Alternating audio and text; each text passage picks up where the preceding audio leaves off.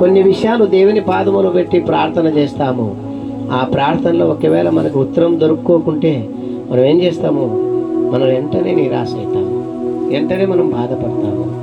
కాబట్టి దేవుడు అంటున్నాడు, ఆయన ఎంతవరకు సహించాడంటే ఆయన ప్రాణము పోయేంత వరకు సహించాడు యేసు ప్రభువు వారు. చెప్పట్టుకూడదాం పిల్లలారా. ఆయన శ్రమలలో మనం ఆయన పాత్రలో చెయ్యి వేస్తున్నామంటే ఆయన శ్రమలలో మనము భాగం పంచుకుంటున్నామని అర్థం. దేవుని నమ్ముకున్న వాళ్ళకి ఎక్కడైనా సుఖం ఉందండి? సుఖం ఉందా? సుఖంగా బ్రతికినారా అంటే సుఖంగా బ్రతికినారు. ఎప్పుడు బ్రతికినారు? విశ్వాసాన్ని జయించిన తర్వాత సుఖంగా బతికారు. విశ్వాసాన్ని సాధించిన తర్వాత సుఖంగా బతికారు. విశ్వాసం అనే రుచి చూసిన తర్వాత సుఖంగా బతికారు. దేవుని శ్రమలలో ప్రయాణం చేసిన తర్వాత సుఖంగా బతికారు. కాబట్టి దేవుని శ్రమల్లో మనము ఆయన పాత్రలో చేయి వేస్తున్నామంటే ఆయన శ్రమలలో పాలు పొందుకుంటున్నామని అర్థం. అంటే మనం కష్టాలలో భాగం పంచుకుంటున్నామని అర్థం. ప్రియులారా, దేవుని నమ్ముకున్న మనకు, దేవుని నమ్ముకున్న పిల్లలకు, ఆత్మీయంగా ఎదిగే పిల్లలకు, ఆత్మీయంగా బ్రతికే పిల్లలకు, ఆత్మీయంగా జీవించే సేవకులకు కానీ, ఆత్మీయంగా బ్రతకాలనుకున్న కొట్టు విశ్వాసులకి కానీ సుఖము ఎక్కడ దొరకలేదు. ప్రియులారా, ఎక్కడ చూసినా కష్టమే, ఎక్కడ చూసినా శ్రమలే, ఎక్కడ చూసినా ఇబ్బందులే. ఒకటి కాకుంటే ఒకటి, ఒకటి కాకుంటే ఒకటి వాళ్ళకు ఇబ్బందులు ఎదురవుతూనే ఉంటాయి. ఎందుకంటే మనం వేస్తున్నది ఎక్కడ చెయ్యి? మనం చెయ్యేస్తున్నది ఎక్కడ? క్రీస్తు శ్రమలనే పాత్రలో చెయ్యేస్తున్నాం. చదువునైనా మళ్ళీ ఒకసారి మాట.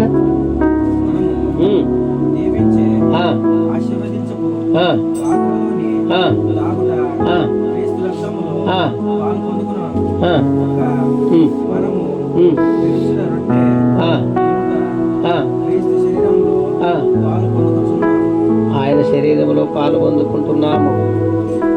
ఆయన శరీరంలో పాలు పొందుకుంటున్నామంటే పరిశుద్ధమైన శరీరాన్ని మనము తీసుకొని తింటున్నాం. పరిశుద్ధమైన శరీరాన్ని తీసుకొని తింటున్నాం. మనము ఎలా ఉండాలని చెప్పాడు దేవుడు అంటే పరిశుద్ధంగా బ్రతకాలి, పరిశుద్ధంగా జీవించాలి. ఆయన ఆలోచనలు పరిశుద్ధమైనటివి. యేసు ప్రభు చూపు పరిశుద్ధమైనది, యేసు ప్రభు మాట పరిశుద్ధమైనది, యేసు ప్రభు నడత పరిశుద్ధమైనది, యేసు ప్రభు వినికిడి పరిశుద్ధమైనది. ఆయన జీవితం అంతా కూడా పరిశుద్ధత కలిగి బ్రతికాడు గనక ఆ పరిశుద్ధమైన శరీరాన్ని మనం తీసుకొని తింటున్నాము గనక మనము కూడా పరిశుద్ధంగా బ్రతకాలి. అపవిత్రంగా బ్రతకకూడదు ప్రియులారా, అపవిత్రంగా జీవించకూడదు. అపవిత్రత సాతానికి సంబంధించింది, పరిశుద్ధమైన మార్గము దేవునికి సంబంధించింది. దేవుడు శరీరాన్ని మనం ఎప్పుడైతే తీసుకుంటున్నామో ఆయన పరిశుద్ధమైన శరీరాన్ని తీసుకుంటున్న మనము పరిశుద్ధంగా బ్రతకాలని దేవుడు మనకు ఆజ్ఞ ఇచ్చాడు ప్రియులారా. ఈ రోజుల్లో ప్రభు భోజనం తీసుకొని తింటున్న వారికి ఏమాత్రము అర్థం కాలేదండి. ప్రభు రక్తము సేవిస్తున్నారంటే చాలా మంది విశ్వాసులకి అర్థమే కాలేదండి. ప్రభు భోజనంలో పాలు పొందుకుంటారు, తిరిగి అబద్ధాలు ఆడతారు. ప్రభు భోజనంలో పాలు పొందుకుంటారు, తిరిగి సినిమాలు చూసి వెళ్తారు. ప్రభు భోజనంలో పాలు పొందుకుంటారు, కొట్లాడతారు. ప్రభు భోజనంలో పాలు పొందుకుంటారు, పాపాలు చేయటానికి పోతారు. అంటే వాళ్ళకు ప్రభు భోజనం గురించి ఏం అర్థమైంది చెప్పండి? ప్రభు భోజనానికి ఏమి గౌరవించినట్ల వాళ్ళు? ప్రభు రక్తానికి వారు ఏమి గౌరవించినట్ల? వారు ప్రభు భోజనాన్ని తింటూ తిరిగి మరి అలాగనే వారు లోకానుసారంగా బ్రతుకుతున్నారంటే కారణం ఏమో తెలుసా? వారికి ప్రభు భోజనము విలువ తెలియటము లేదు. మనుషులైతే తప్పు చేసిన వెంటనే ఒక దెబ్బ కొడతారు, తప్పు చేసిన వెంటనే తిడతారు. కానీ దేవుడు ప్రభు భోజనంలో పాలు పొందుకొని ఆ విలువ తెలియక, ఆ ప్రభు భోజనము ఒక గౌరవము తెలియక చాలా మంది పొరపాట్లు చేస్తున్నారు ప్రియులారా. అలాగా ఎవరు కూడా ప్రభు భోజనం తీసుకున్న తర్వాత ఎవరు కూడా పొరపాట్లు చేయొద్దండి.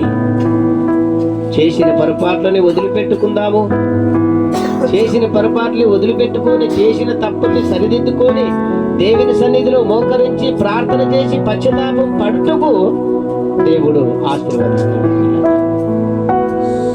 ప్రభు భోజనంలో పాల్పొందుకొని అలాగనే మనము మిస్టేకులు చేసుకుంటూ పోతే ఏమాత్రం కూడా దేవుడు చేయించేవాడు కాదు.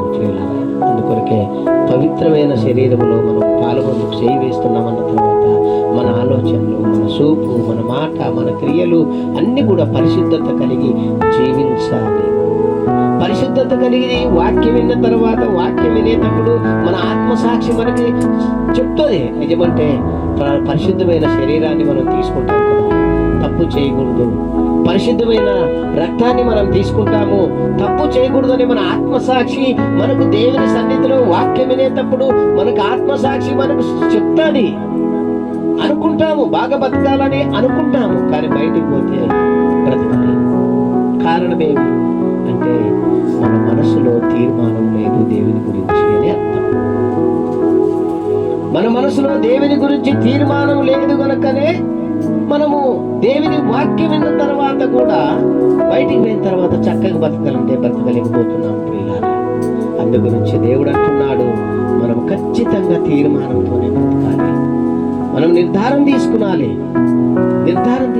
దేవుని కొరకు ఒక తీర్మానం తీసుకొని, ప్రభువా నీ యొక్క శ్రమలలో పాత్రలో నేను సయ్యేస్తున్నాను నాయన, నీ యొక్క రక్తంలో నేను సేవిస్తున్నాను ప్రభువా, నీ శరీరాన్ని నేను పూజిస్తున్నాను ప్రభువా, ఇక నుండి నేను తప్పు చెయ్యను నాయన, ఇక నుండి నా శరీరంలో ఏది కూడా నీకు విరోధంగా తప్పు చేయటానికి అవకాశం ఇయ్యను తండ్రి అని బలమైన తీర్మానం నువ్వు తీసుకుంటే నీ తీర్మానాన్ని బట్టి దేవుడు నిన్ను ఆశీర్వదించేవాడే ఉన్నాడు. చప్పట్లు కూడా.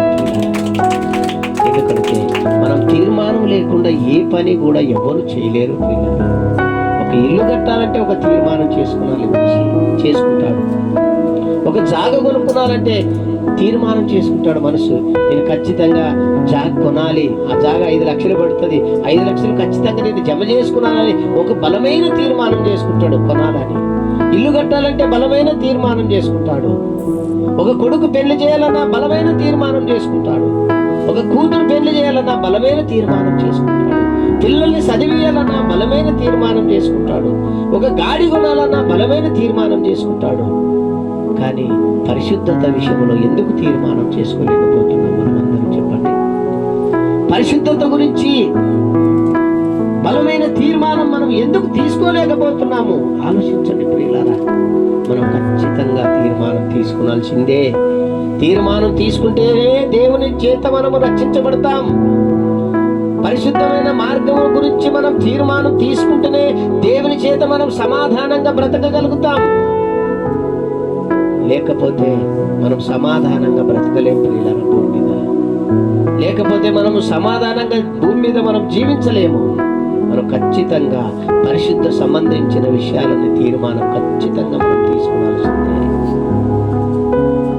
1 కొరింథీ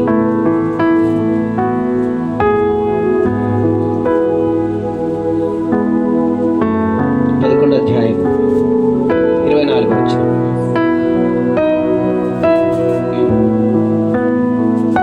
1 కొరింథీ 11వ అధ్యాయము 24వ వచనం.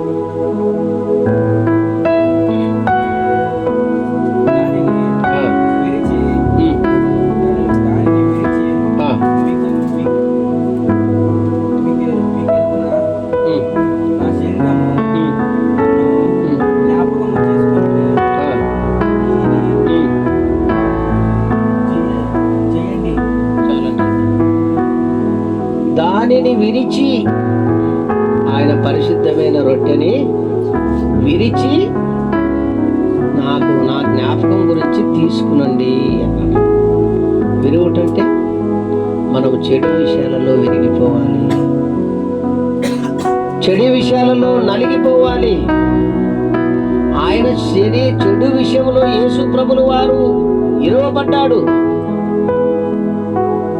మనలాగనే శరీరము, మనలాగనే ఆకలి, మనలాగనే ఆయనకి అన్ని కోరికలు కూడా ఉన్నాయి. ఆయన మానవుడు.